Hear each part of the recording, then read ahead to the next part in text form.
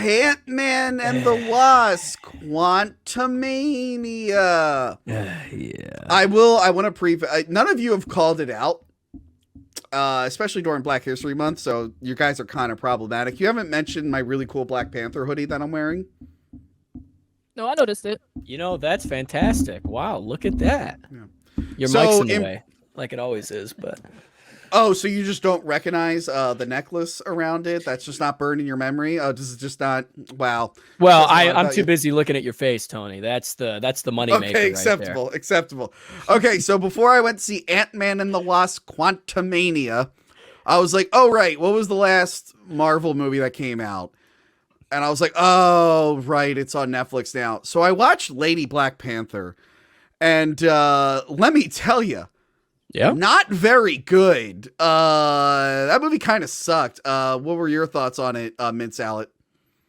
I personally, I like it. I like how it's like, it's showing the aftermath of somebody's death and like having to deal with it, and like having to go on without them and having to deal with problems when you're like your strongest leader is like dead. So I found that to be very fun. That's an I interesting liked, point. I liked. Okay. Here's the thing, though. Here's the thing, though.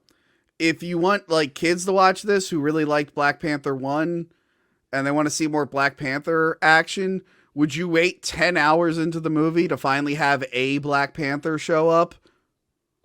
Another good point. Yeah. That's a good point. I would have done it earlier personally, but I still like the build up to like Shuri becoming the next Black Panther, and like how she has to take responsibility, and we get to like know more about like the people around it. You know what? I didn't mind that, but it was like, again, the problem with all, and we're going to talk about in Quantumania, a lot of MCU movies lately, they're just jamming way too many characters into their movies to set up their spin-offs. And this is something the MCU was called out for early on, and That's all it is. They course corrected a few times, and then they fell right back into it, and they're just going along with it. So yeah, there's like Ironheart, and I'm sure Namor, like, I'm fine with him being the bad guy and everything, but there's just all these characters, and then the movie just ends with a giant battle. Anyway, now on to Ant-Man and the Wasp. There's too many goddamn characters. Hey, I really like the introduction of Kang in this. Yeah, I dig that too. It wasn't his introduction. He got introduced in the Loki show. Yeah. I didn't watch that, so variant. it works.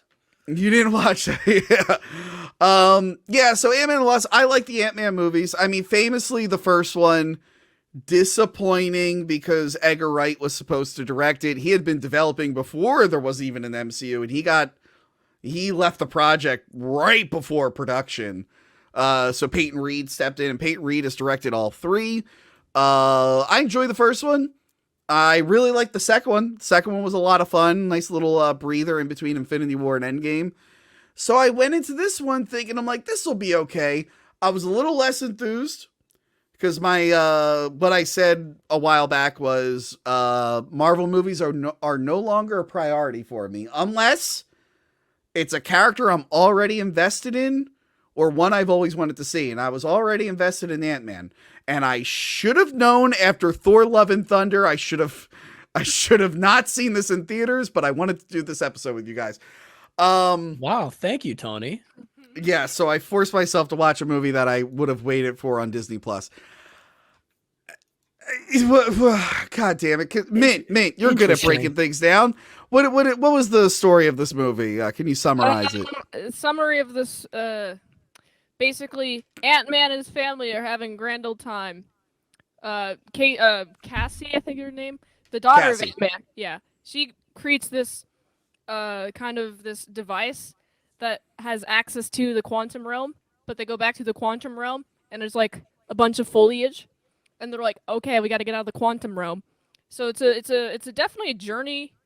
They're journeying, they're fighting, they're doing all that stuff, but they get captured by Kang. And Kang is like, I need your help in order to get out of this quantum realm, the quantum verse. And there's there's hesitancy to help Kang, because, well, there is the initial, oh, we're going to help Kang. Oh, well, actually, we're not going to help Kang because we learned that he's actually bad. And then, like, the end, Kang gets sucked up into a ball. And then at the Well, very don't end- spoil the ending outright, Nate. Yes, they are in the quantum realm. They get sucked in there. They need to escape it, but they need a device from Kang, who is also trying to escape the quantum realm because he wants to take over the multiverse. We learned in the Loki show that there were a bunch of Kangs, and then one Kang won, but then Loki and Sylvie killed him, so now there's a new multiverse full of Kangs. But this is traditional looking Kang. He can turn his face blue. He's got the classic outfit. I liked Kang. I enjoyed him. I liked that character. I liked him in Loki. I really liked seeing Scott Lang post Endgame. That was fun. He's like written a book and everything. That was funny. You can actually buy that book in real life. You can. Yeah. That's funny. This is really cool. Hope, that's kind of interesting that she's using the Pym particle to do all these good things, which was actually a scene in the first movie. They showed how they can use the Pym particle to, like, you know, make shipping crates smaller, to transport more things, but they cut it out of the movie. So it's cool to see them revisit that idea. But they're still superheroes and everything. But I don't know, guys. This movie just didn't do it for me. It didn't do it for me. The whole quantum realm, it just felt like another retread of, like, Ragnarok. I felt like we were back in Ragnarok or Guardians of the Galaxy. It's like, okay, here's another weird place. Aren't all these people weird? It's like, yeah, I guess so. The speaking of, they have all these characters, but they didn't bring back any of his heist team from the previous films. Oh, that's a good point. Yeah, that's the thing. The refreshing thing with Ant-Man was that they were like heist movies. And there's technically a heist in this, but it is not as entertaining as the previous films. They don't do the drunk history style thing where they're talking about their plan and the guy's narrating and they're voicing over the narration. They don't do any of that. The movie's just kind of bland. What did you think, Joey C? You know what? I'll tell you what I loved. I loved the Back to the Future 2 Easter egg. Which one was that? There was the pizza, and they drop the pizza on it, dehydrates. But the reason that's like, it's not just a little gag Easter egg. It's Peyton Reed started working on Back to the Future 2. Like, that was one of his first gigs in Hollywood. Oh, cool. And cool. So that was really cool. I dig that. And I also like the post-credit scenes. I don't want to spoil it. I only watched the first post-credit scene, and I was like, I'll look it up on Google. I don't care. I didn't hate the movie. It's not so much fine. It was kind of fun. But yeah, it just tough. Didn't click with me. Yeah, I mean, it's tough following, like, you know, Infinity War and Endgame, because the bar has been set so high. So when you have a mediocre Marvel movie that in a world that didn't have Endgame and Infinity War, it would be a pretty good movie. Yeah. But I feel like the bar's been set so high and the market is so oversaturated that even a good movie that, like, subjectively would be received well is not going to be received well. And I think that's kind of the case in this.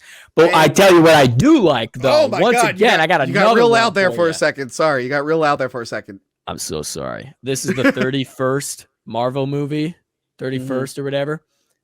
Baskin Robbins obviously plays a big role in this. Baskin Robbins, 31 flavors, baby. You like that? I didn't get that until you just pointed it out.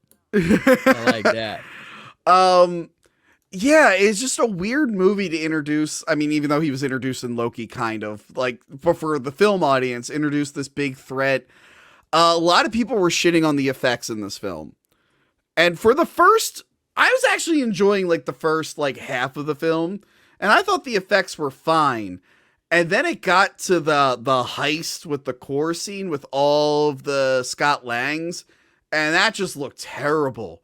That looked really, really bad. Did you ever see the movie The 10? That comedy that Paul Rudd's in? Yep. Okay, you know how like in The 10 he's chroma keyed into that black void with the 10 Commandments? Yeah. The effects in this movie looked on par with that. Yeah, literally on par with that.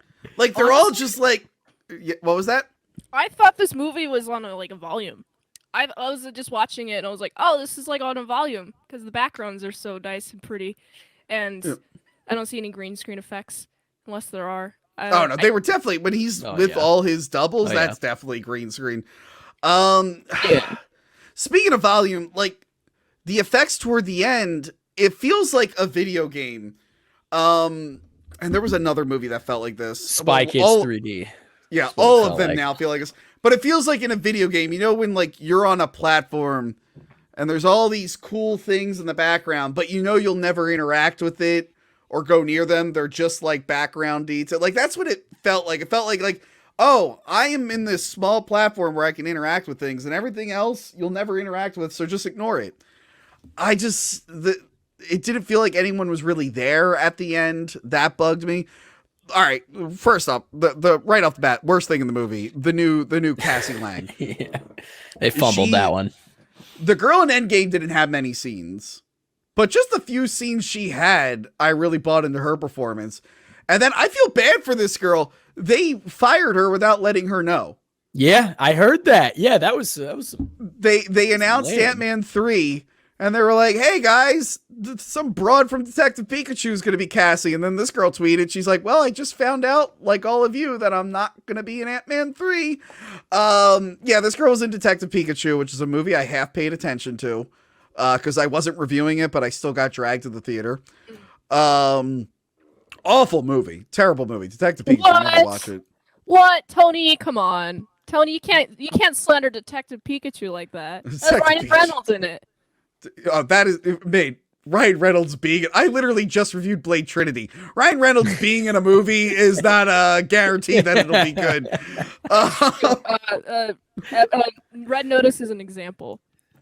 Okay, I never saw Red Notice, but yeah, she was also the only other film I've seen her in is Paranormal Activity 4, and she was terrible in both those movies. And I'm like, you know, I haven't seen her in a movie in a while. Maybe she'll be good in this, and she's bad.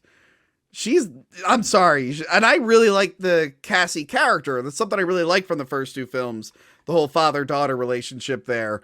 And now this girl's playing her, and I'm just like, I no longer care about this character. I 100% agree. She wasn't awful, but I could totally see where you're coming from. Yeah, but now she also has a suit. Did they even give her a stupid superhero name? Do you remember, Mint? I don't remember if she was given a name, but I do know that Stature, like a reboot of like the Young Avengers from the comic. So I think her name's supposed to be Giantess or something. I've never read the comics. I've just read I've watched a lot of comic tropes. Stature. Yeah, but her name is Stature. Her name's Stature. Okay, I was wrong. I will say I liked tits or something. I did like Michelle Pfeiffer and what's his face? Michael Douglas. I liked both of them. I was actually invested in a lot of their storyline, and this sounds bad, I kept forgetting that Hope was in the movie. The Wasp. She's just kind of every scene of her. She really like only shows up for a little bit. This is every scene of her. Mom, what's all this going on? And then the mom goes, I can't tell you, Hope. Mom, what's all this going on? I can't tell you. Okay. Mom, what's the quantum realm? It's like every scene. And she does again. She just felt like she was a background cat. She's in the title, like Ant-Man and the Wasp. She comes in, saves the day, and then fucking leaves, and then comes back, and it comes back at the right time every single time. And they get separated because they have to separate them. I'm like, I know a lot of movies want to do the Empire Strikes Back thing where they separate the heroes, and sometimes it works. But for this one, I'm like, I think I would have liked just to see them all together as a group. I don't think we should have separated them. Personally, I know like Ant-Man, like the other movies are like movies of where he's separated from his family.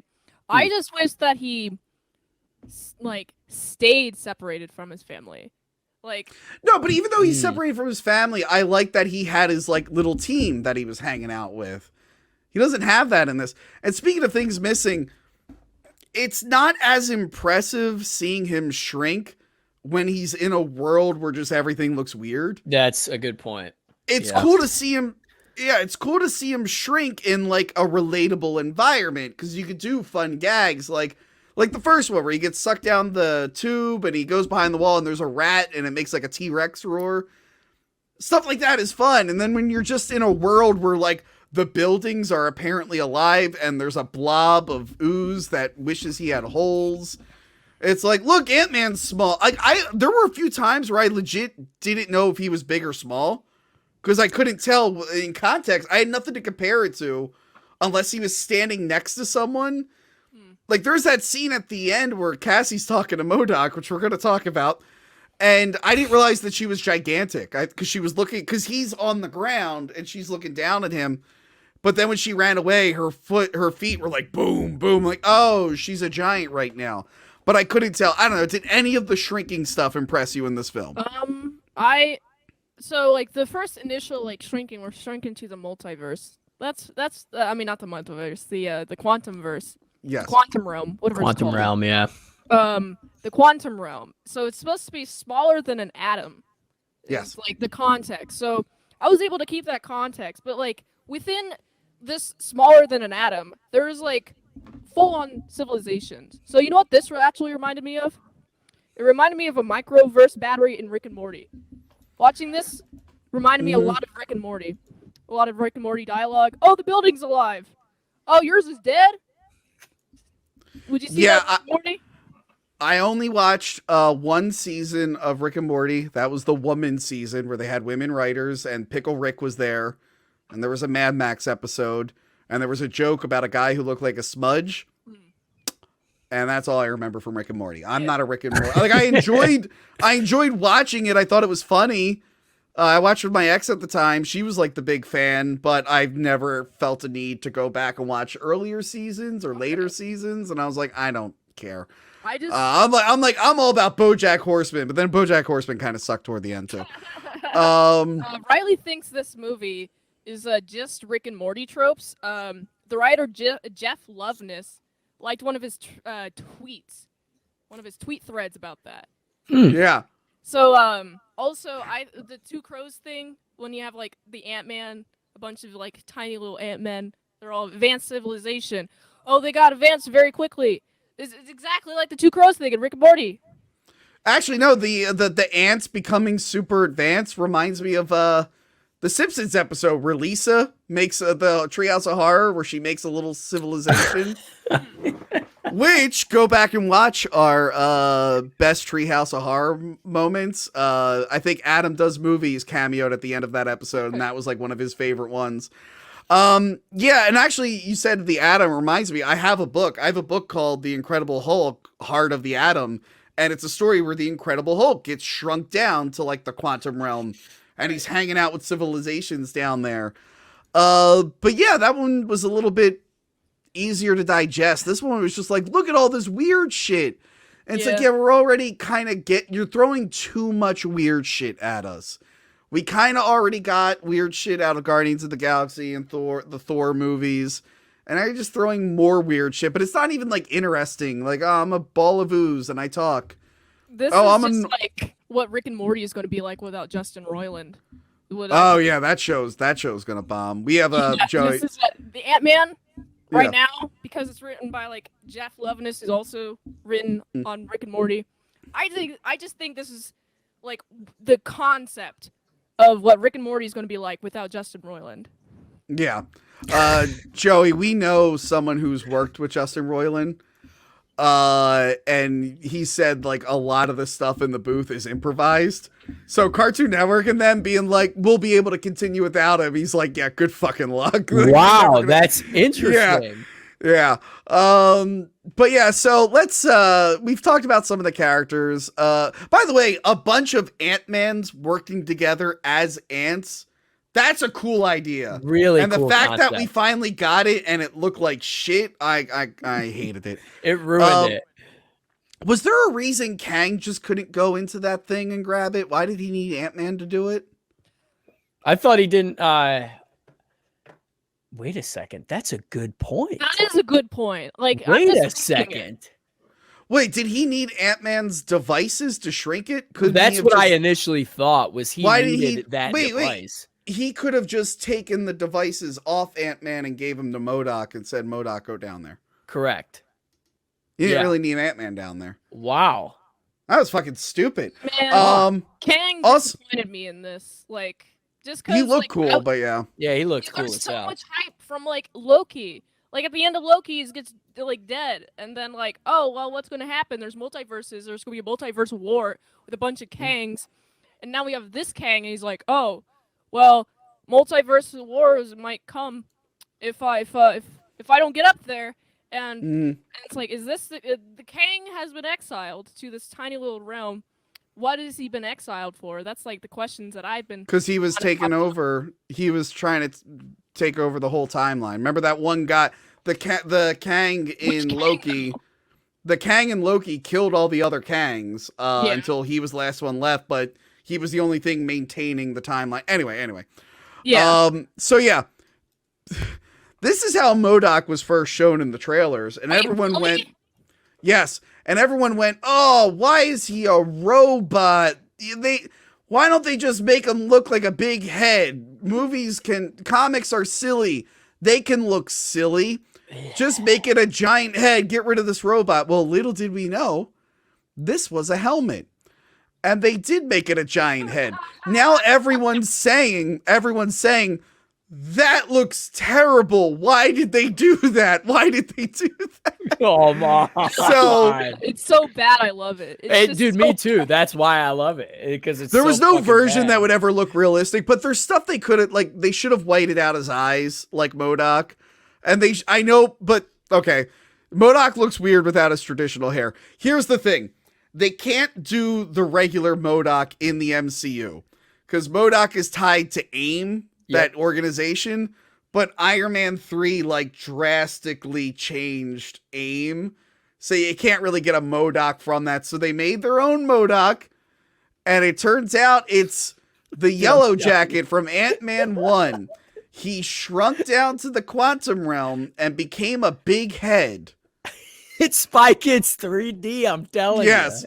And then they built him a body, and then he's Modoc now. Now, I will say, I hated, I like that actor. I like the actor, but I hated him in Ant-Man 1. I really like Ant-Man 1, but I thought the character sucked. The villain sucked. Because it's the classic Marvel thing that I can't stand, where it's like, I'm basically a palette swap of the good guy, but I'm the bad version. I'm like, all right, well, that sucks. Stop it. Interesting. That's a hot take. Yes. But in this new version of him, Darren, as Modoc, I'm like, okay, I don't even see this Modoc. I'm like, this is a big floating head. I'm kind of loving this. I'm kind of enjoying Modoc being dumb and stupid in this. He had, like, toward the end when I was checking out of everything, because again, it turns into a giant battle, and I'm just so tired of superhero films trying to all be like Lord of the Rings. It's fine once in a while, like Endgame needed it, Infinity War needed it.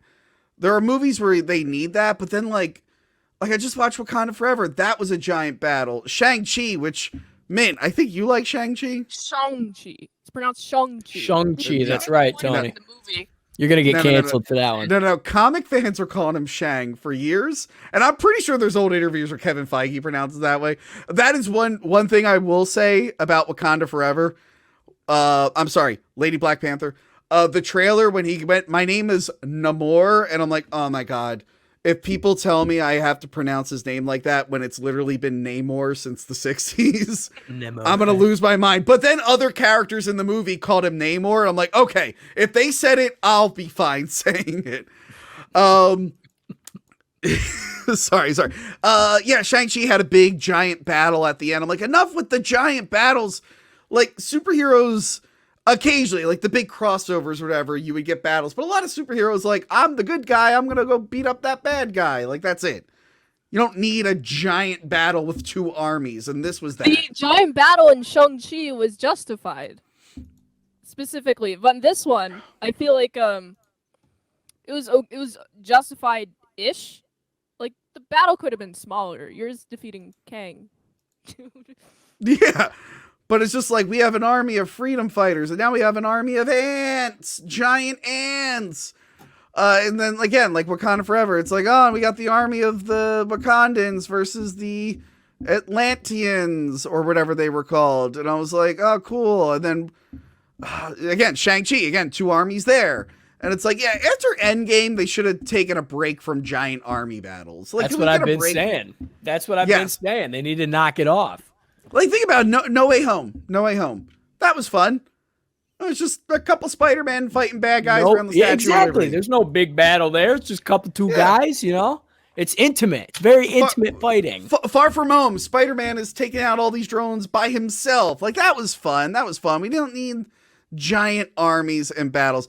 I don't know. I didn't hate Ant-Man as much as everyone else, but I wasn't impressed by it. And again, this is a character I like, and I didn't get the things I liked from the previous movies. It was really disappointing. And yeah, what are your final thoughts on this movie, Joey C? Like I said, it's hard to follow up Infinity War and Endgame. And like Thor: Love and Thunder, which I enjoyed. I know you didn't. But oh my God. It's a middle of the road movie. It's a fun ride. It's not too bad compared to the other movies. It does not add up. The special effects are awful, and I love it. Spy Kids 3D all the way. How does that guy poop? That's what I'm saying. You know, good Lord. Mint, what did you think about Ant-Man 3? All right, my final thoughts. So I went into this movie really excited for Kang. Because I remember him from Loki. I was like, okay, what's going to happen? I thought this movie was going to be like, okay, this is now Kang. Kang is going to start destroying stuff and all this stuff. But no, in this movie, he's kind of like imprisoned. You know, he's a big bad. But I felt like he's not as much of a threat as he should be in the universe. Because, like, I don't know. I didn't feel threatened by him as much. And I wish I did. Wow, okay. Yeah. Well, don't worry, because the post-credit scene that I saw, I looked up the other one afterwards. There's 10,000 Kangs coming, and for some reason they gave all like the menacing dialogue to the one who sounded like this, and I'm like, oh, I wouldn't have done that. That was a bad idea. And then the other post-credit sequence is just a trailer for Loki season 2, as far as I'm concerned.